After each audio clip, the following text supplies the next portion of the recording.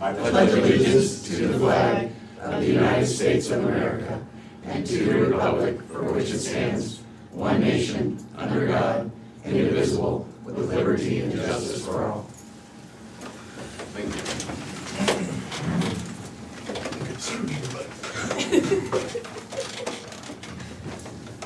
If everybody hasn't had a chance to see Tom's gift left up on his table, I think it would be interesting for you to stop by and take a peek. So, this is Supervisor's regular meeting, June 7th, 2022. It is 9-ish. Let's see. Yeah, I'll read that thing. Okay, any changes to the tentative agenda? I have none. I have none. Meet with department heads and elected officials. Brian Carter, County Roads. Good morning. Pleasant Grove finally opened up.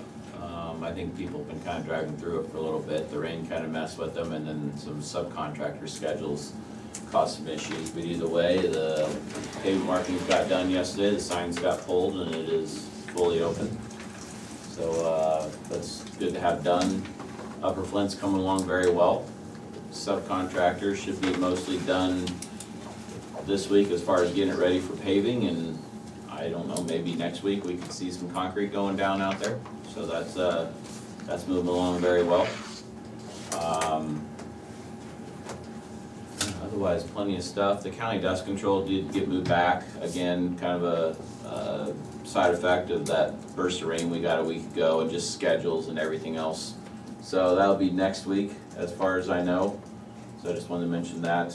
And I wanted to mention or say thanks to Kevin.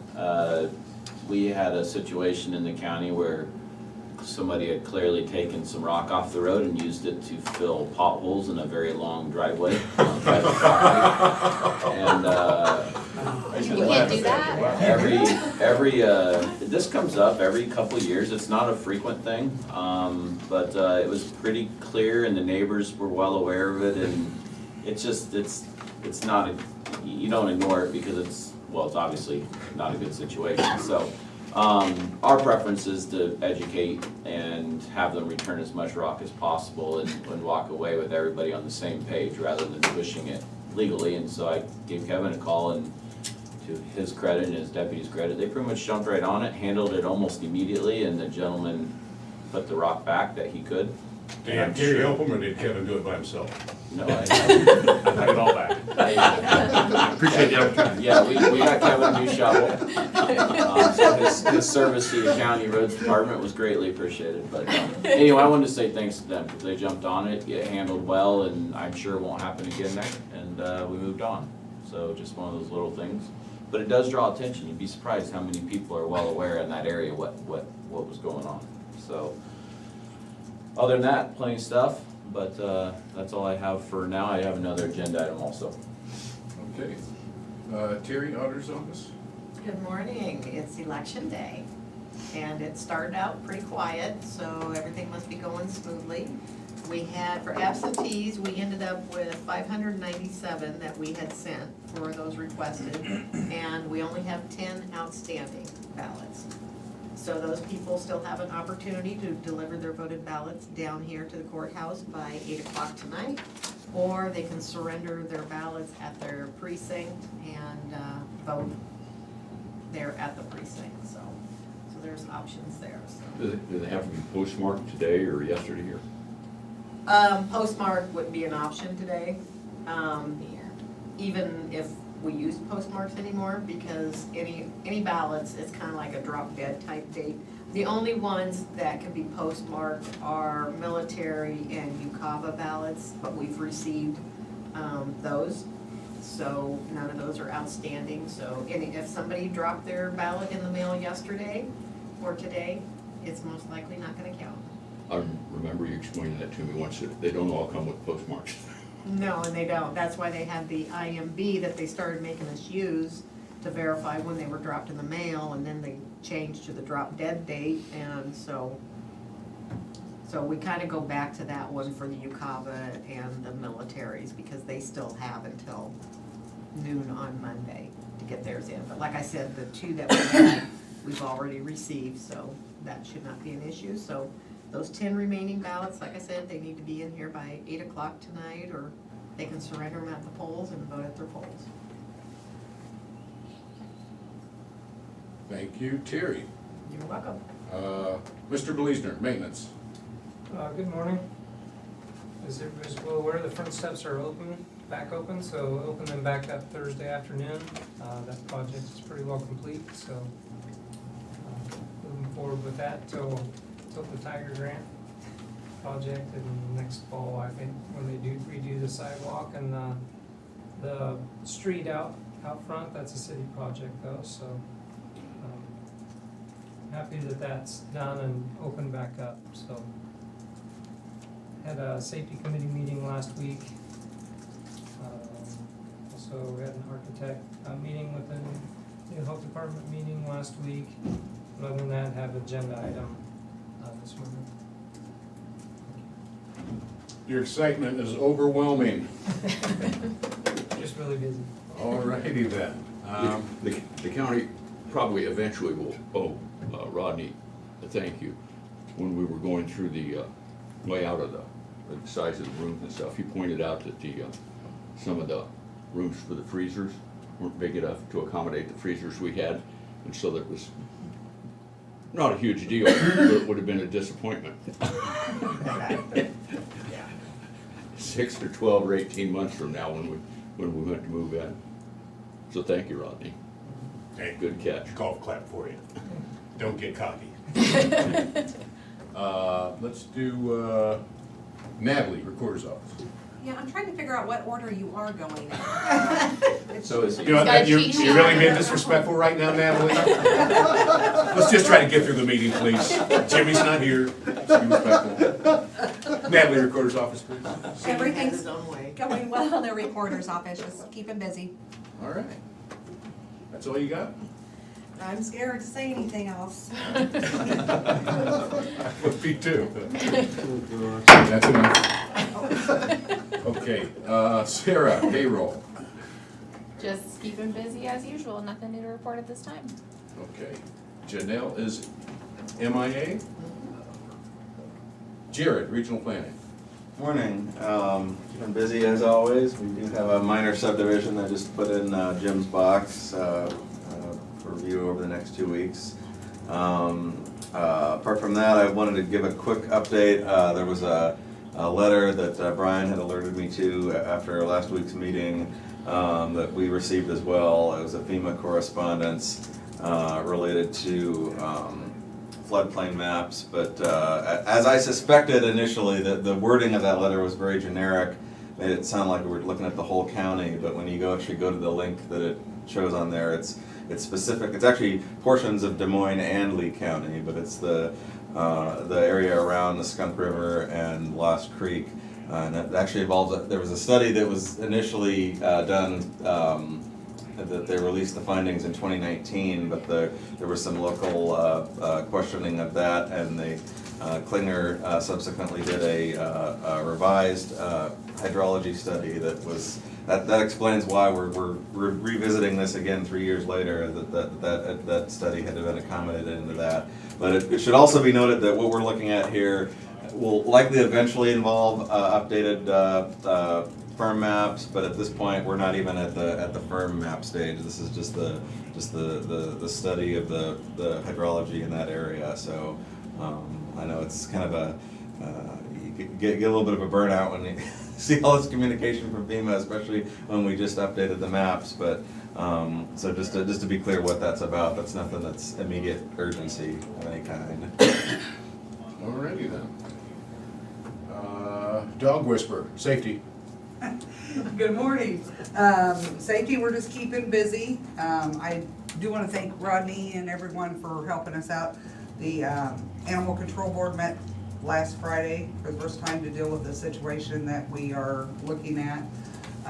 So they left us open late Friday so we could come in and meet and kind of discuss the situation.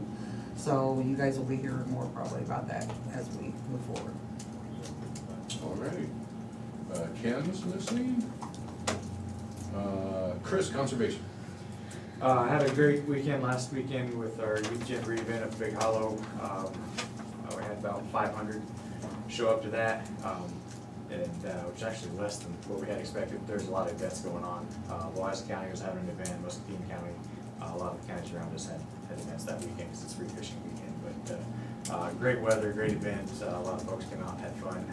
Big kudos to the CERT team. They helped with parking. We couldn't have run that event the way we did without them, because that getting people in there and parked properly, left to their own devices, how people will park. And so having that coordination was clutch. And just all the volunteers and the groups that put that on. It's pretty much every wildlife and conservation organization in this county is involved in that. Ducks Unlimited, Delta Waterfowl, Pheasants Forever, Turkey Federation, the Bow Club. Everybody's got a role to play in that. We have probably 50 plus volunteers that show up day up, and a dozen or so that handle a lot of the coordination in the months leading up to it. So real happy to have that done, and another successful jamboree in the books. And so looking forward to figuring out logistics for next year. We're talking about maybe changing the event date again. I'm not real sure. The committee will decide that. They kind of do that, but yeah, it's a good time. Other than that, just staying busy with the parks. The Big Hollow is perpetually full. It's full throughout the weeks. It's full on the weekends, and we had really big numbers at the Fort Pumping Station named out at along the Snow River here the last 2 weeks. So it's been great weather to be out. So. All right. Good deal. Trent, County Attorney? So yeah, we got Lisa's upstairs, she's in jury right now, or voir dire at least. And then, we're in the middle of the carnival. So it'll be interesting this week that we're out there, we're gonna hop out and ride the rides for lunch, Good times. Go ahead. But do they have good food down there? Funnel cakes. Well, we've had that discussion, and funnel cakes maybe for one day, but basically, it doesn't look like they have a whole heck of a lot down there. So, But that one day funnel cake, It's got to do the funnel cakes. Can't do funnel cakes more than one day. well, Seems like most restrictions. unfortunately, I already have a bit of a belly on the front side, I probably. we appreciate for the heads up on the funnel cakes. It's always good to know. Des Moines County. Colin, IT. Just keep busy like always, not got anything new to report, so. And KG, Sheriff's Department. Good morning.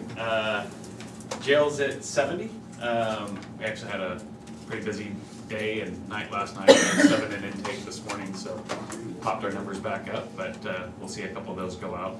But still staying kind of that normal range. We're in that range that we can definitely handle and deal with, so we're glad to see that carry on. It's been a busy week for sure. School out, just kind of a little bit more activity throughout the day and night. It keeps kids out a little bit later, so we're dealing with that as it comes. But other than that, no major news. All right, well, that's good news then. Leah, do you have anything to say? I take that back, not asking. Okay, any correspondence? I have none. All right, I have none. Let's go to discussion and vote. First on discussion and vote tonight is the this morning, third public hearing for amendment and zoning ordinance number 34 to change the official zoning map. Motion to open public hearing. Second. Sue? Tom Broker, Yes. Shane McCampbell. Yes. Anything you want to add? I don't think there's anything more that we haven't mentioned already. We're dealing with the 12-acre property on Sullivan Slough Road that proposed to be rezoned from R1 residential to C1 commercial, and being recommended with the condition that it applies only to the 2 specific types of uses, categories within the C1 that are allowed within the C1 district, which would cover the Young House facility that had since closed in 2014, but is proposed to reopen. Okay. If anyone has any questions or wants to comment, you can call in 319-753-8203 extension 4. We're going to have 2 minutes on that. That number again is 319-753-8203 extension 4. I'll note also that, again, just as a refresher, last week we had, the board had approved the resolution with the agreement, also signed by Mr. Schilling on behalf of Young House, agreeing to those conditions in accordance with the state code for when a rezoning is approved with conditions. So at this point, it's just a matter of actually approving the amendment to the ordinance, which would change the district classification of that property. Anybody in the audience?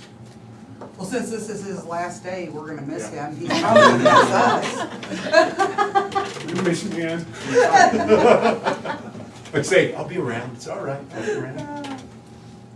Thomas, say something interesting. Did the auditor's office receive any emails or written comments regarding this hearing? No, we have not. I have not received anything for regional planning either. I've received nothing. Thomas, you didn't get an email or nothing? I have not, and people usually aren't shy about calling me up, telling me what they think.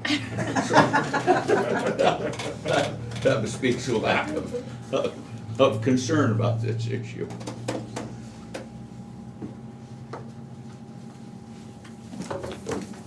Brian, come up here and show everybody your knee while we're waiting. We've got about 45 seconds left. I'm on my way. Right there. No, don't get up, I'm coming. Yeah. I'm coming. You know, when I was in the army, we'd have to wait, because we'd have guys go and put, and it's probably not good, but we'd have guys put their head to the rifle and run around the rifle in circles for like 5 minutes, see who could stand up the longest and keep going before one of them would fall down, and that was always pretty fun. I probably wouldn't repeat that story too many times. But we appreciate you, good to know who we're dealing with. Did you win or lose? I never had to do, I never did that. Okay. Oh, the bolt was I was- removed. What's that? Yeah, Well, we They didn't check, they just first. did it. But yeah. Step one. Safety first. Safety was on. All right, But that then looks you can see the guys, they'd have like pretty close to a good 2 minutes to a me. carbon, a Yeah. little circle from the carbon, oh yeah. Motion to close the public hearing. Second. Jody? Tom Broker, Yes. Shane McCampbell. Yes. I would make a move to approve the amendment to the zoning ordinance. Second. Hey, Jody? you gotta say my name. Oh, Tom Broker, Yes. Shane McCampbell. Sarah Doty? Yes, please. Told me to guide you, I'm guiding you. Yes, please.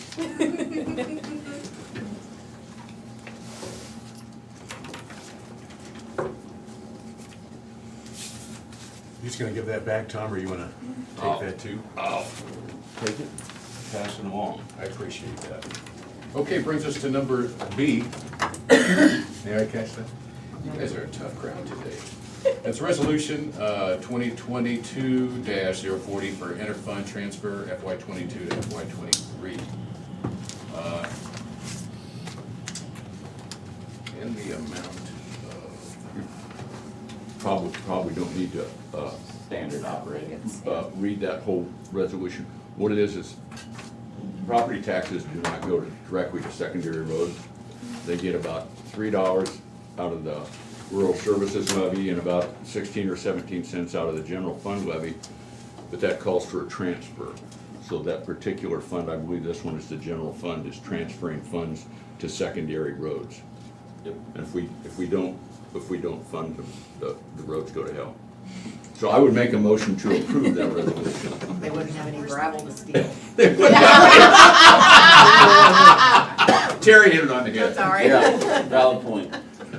they just say the guy that's in charge of that has no soul, but I'll second that. Not wrong. Sarah? Tom Broker, Yes. Shane McCampbell. Yes.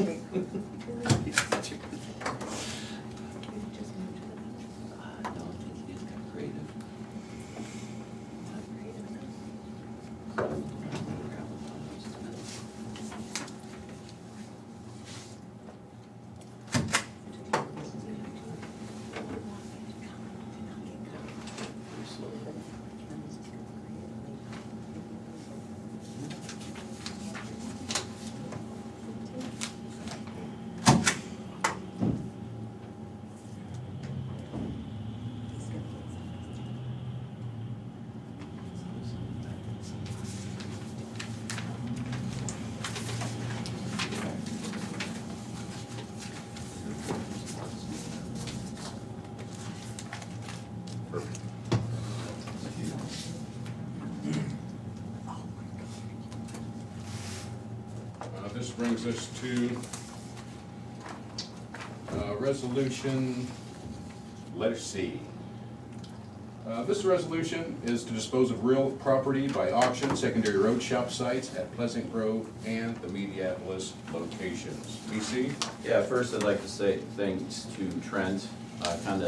He and I talked about this a couple times, but then I dropped it in his email on fairly short notice last week and said I'd really like to run this through the agenda Tuesday. So thank you, Trent, for taking a quick look. It's pretty basic, pretty fundamental. I don't think anybody doesn't know what's already going on, but we have a couple shop sites. One is in Pleasant Grove. It's 2 lots in Pleasant Grove side by side, and then there's another in Mediapolis that's a single lot. And we no longer use those shop sites because we have a new shop that we combined locations out on Iowa City Road. So we are going to dispose of these through an auction company. Was Steffes, and I don't know what their name is now off the top of my head, but either way, this is just to be able to proceed. Even though I've already started making contact, I need the board to basically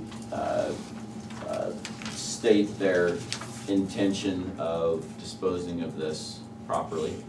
And so that's what this resolution does, is states your intention. Once we are further along, I'll bring another document back where you guys will approve basically the date, time, and the auction, I guess, is how I would describe it. And we'll move forward. I'm kind of targeting maybe late July or August, something like that. I'm gonna dump this on Becky when I'm gone, and she's gonna work on some of this. So, Bless her. yeah, she's a great woman. But, Who said chivalry's dead? I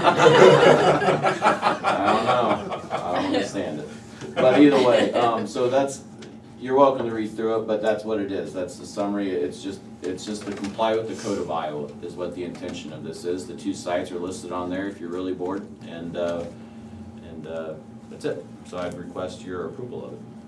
Okay, that's lot number 1 and lot number 2 in Pleasant Grove and lot 7 in Mediapolis. Can I get a motion? Motion to approve the resolution. Second, Sarah? Tom Broker, Yes. Shane McCampbell. Yes.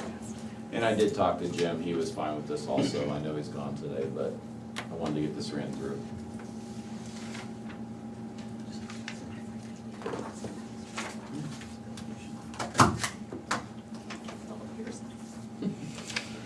Pick and choose.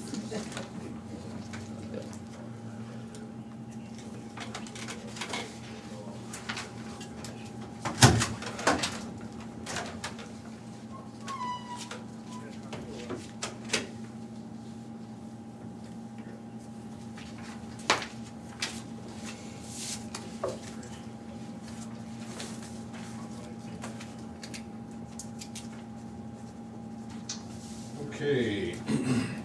Next brings us to D, Class C liquor license for Barn on the Ridge for the Kendall wedding on 6/16, KG. No concerns on Motion to approve the liquor license for the Kendall wedding. Second. Sarah Doty. Tom Broker, Yes. Shane McCampbell. Yes, please.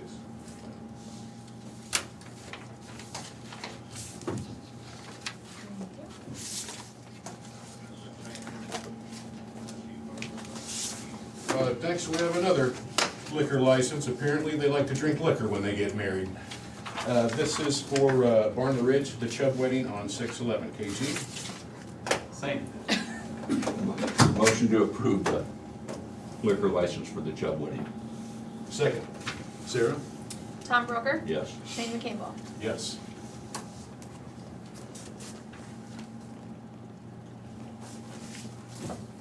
Please don't stare at me.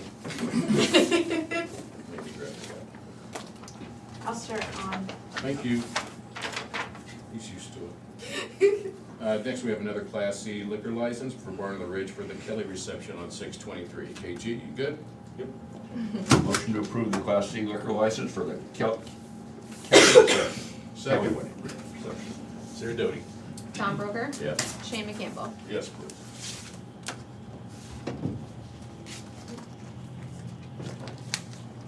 All right, next on the agenda, we have a fireworks permit from the Gleddy family reunion for 7/2 KG. No concerns. Motion to approve the fireworks permit for the Gliddy family reunion. Second. Sarah Doty? Tom Broker, Yes. Shane McCampbell. Yes.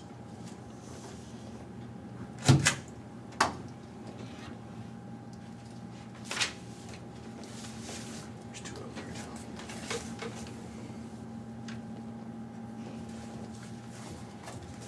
Okay, moving right along. Next, we have accounts payable claims, and the amount of $1,308,339.94.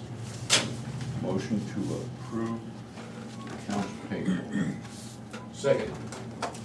Sarah Doty? Tom Broker, Yes. Shane McCampbell. Sarah Doty? Yes.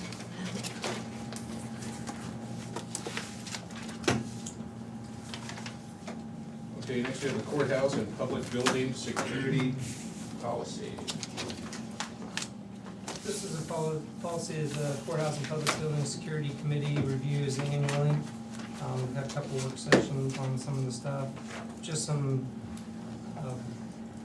few minor changes and some language changes. We had a couple of retirements, it changed a couple of people on the committee, so that was sent around to the committee and had the committee voted to approve it, so it's just on to you guys for approval. And we'll send it on to the judges and the judicial district judge for approval as well. Motion to approve the security policy. Second. Sarah Doty? Tom Broker, Yes. Shane McCampbell. Yes. Thomas, am I supposed to sign up? I believe there's a spot for Tom and then Jim. Well, Tom is being on the board for the safety committee at the very top I too. thought Tom was. And then there's another I'm one. co-chair. I think you have to sign on there twice.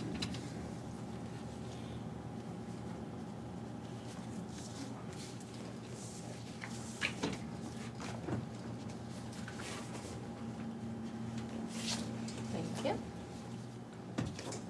Okay, next we have some personnel actions. I have two for the correctional center. The first is for Patrick Ogorzelik. That's what it looks like, and he's a new hire. The second one is for Ramona Crabtree for dietary manager full-time. Final rate of pay $42,089.04. Got a motion on those two? Motion to approve the correctional center personnel actions. Second. Sarah Doty? Tom Broker, Yes. Shane McCampbell. Yes.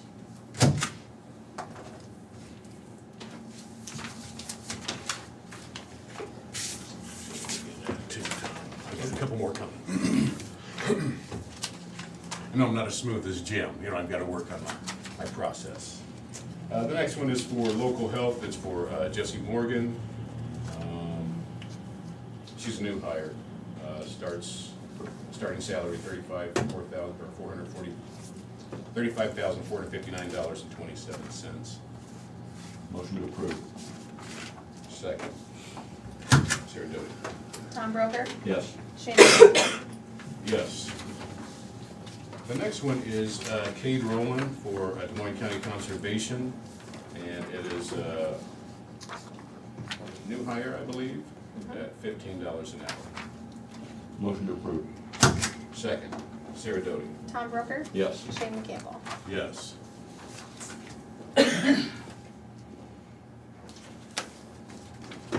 Okay, we have reports, General Assistance Monthly Report, the Veterans Affairs Monthly Report. They will be at the auditor's office. You can read it whenever you want, just go bother Terry.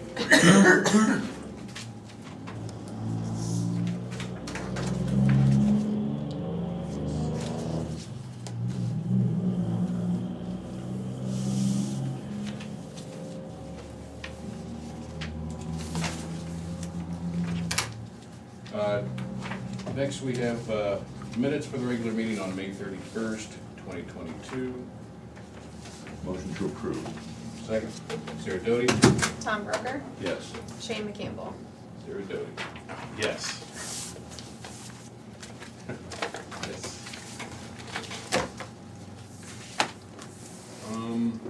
Other business? I've got a question for other business. Actually, Kevin and maybe Brian. And I've had call. Is there any problem with bicycle traffic on 99? Does that create a safety hazard? I wouldn't say a safety hazard. The biggest hazard to me is just inattentive drivers. Bicyclists have the right to the roadway. I mean, it's laid out in Iowa code. I would suggest you go above and beyond what the code requires, not just have reflective, but have lights, have visible gear on, just because I personally just don't always trust the other driver on the road, that they're watching the way that they should. But people need to be off their phones, they need to focus on what's in front of them and watch the roadway, because you can come up on the bicyclist a lot faster. A bicyclist is required to ride single file nearest the right side of the roadway. So it's just a respect factor, I think, both from the bicyclist to allow vehicles to go around you, but also for drivers to give them their portion of the roadway, don't do unsafe passes. And some are comfortable with it. I personally, I don't know that I would be, just because of the other driver. To say it's safe, I guess it's relative to the driver that's coming up behind you. And I've heard for typically the automobile driver, and so, but you're not supposed to ride 2 or 3 abreast and in the middle of the lane? Correct. So you're required to, and it's one of those things that I get that they're gonna ride double, but anytime that traffic comes, you have to be nearest the right side of the roadway. In single file? In single file, nearest to the right edge of the road. That never happens out on Highway 79. They're usually 3 or 4, so even if you're in the other lane going around them, you don't have I'd be that. nervous to ride a bike. on Yeah, I that. want like I would. 4 foot of clearance between me and a bike at least, Oh, and you can't get it when they're 4 And if you see wide. that, the best thing we can do is just have that friendly conversation with the cyclist, with that group to, I think it goes both ways, you know, you try to respect the bicyclist, but also the driver, try to give them their fair share of the roadway. I mean, they have the right to use it. Well, that's why I said, I want, For sure. if they have an accident, I wanna know I've got enough room that I can get away from them. But give us a call if you see those things. We'll try to make contact with the group. A lot of times you'll see those groups, and I get that they're gonna ride side by side. They'll have conversations while they're riding. But when they're in traffic, when there's vehicles approaching them from either direction, they need to be single file. I'd echo everything Kevin said. I sure wish they'd update the code and require bike riders to have lights. I mean, there's no other user in the entire roadway system other than agriculture that can get out there with nothing other than what they're on, with nothing to show their safety or what they wear or anything like that. And the active and the more experienced riders, you'll see them now, and they have the flashing LEDs on front and back. Can you make see those people aware. during daytime? Yes. Yeah, they're pretty bright. Yeah, they do a nice job, and, I mean, it is not the law, so they don't have to. And we have historically had complaints, both automotive and bike riders, all the way on 99, on other roads also, but the code does allow them to be there. It's not a conversation, it is the way it is, and so, would I ride a bike up 99? Not a chance, but then again, you're not gonna come here and catch me riding a bike anyway. So I'm not sure it's a fair question. Yours would be a motorized. Yes, I still have my motorcycle license, you would catch me on that, but, so anyway, everything he said is dead on, and, well, you can go to a number of our paved roads, and there's bike riders on them, you know, especially get to that dusk time frame, and even with lights, it's hard to see. It's just, it can be a dangerous situation, but it's just it is the situation, and that's the way it is. But they should know too. I mean, like when I rode, and I didn't always be a battle man, right? When I rode, you would know. You know where you're at and where they could see.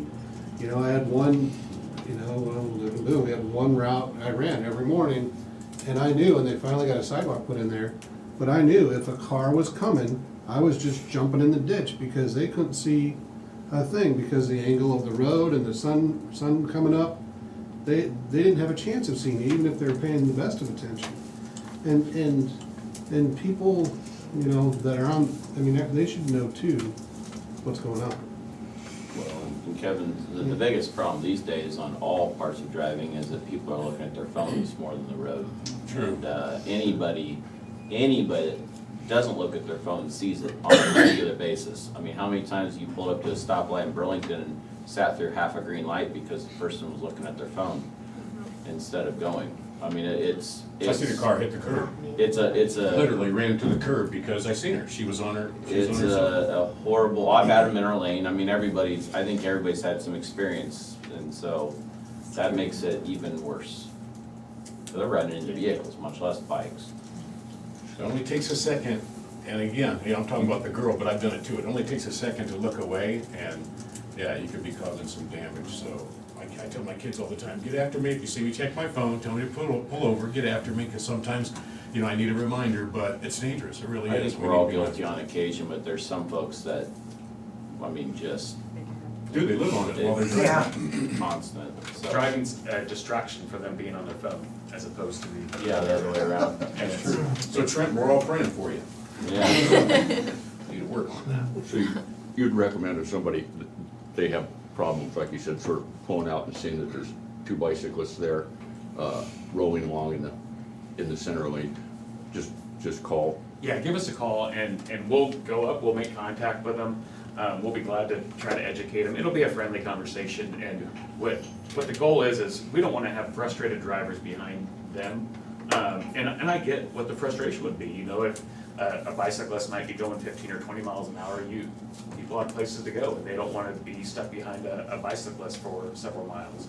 So it's just a respect factor both ways, so get single file if you're on a bike, but also if you're in a vehicle, just give them that cushion, give them some room, make a safe pass. If you see somebody that's not doing that, give us a call and we'll go out and talk to them.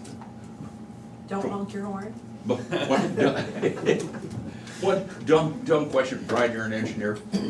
What happens if the semi's rolling along at 50 or 60 miles an hour and the bicyclist is over? Is there any sort of a wind pattern? Is the semi that would pull a bicycle in or off? Oh, absolutely. I think even motorcyclists deal with that a lot. Well, Yeah, didn't they have that situation where the guy was on the three-wheeler heading over to Illinois and got sucked up under a semi and? I mean, any of those can change wind patterns. I would say there's a little less of that along 99, actually. 99 is probably the worst road in the county I can think of that's paved to ride a bike on, because there's not as much passing down there. There's not as much sight distance. It's curvy. It's not so much hilly, but it's very curvy, and there's not a lot of places to pass anyway. So people get frustrated, a lot like Kevin said, and in both directions. But you get up into the flats and get a breezy day, and then a semi comes along in the other direction, and it can change everything. And I gotta believe on a bike, you know, it's as lightweight as it gets. So I would think that would impact that too. I don't know.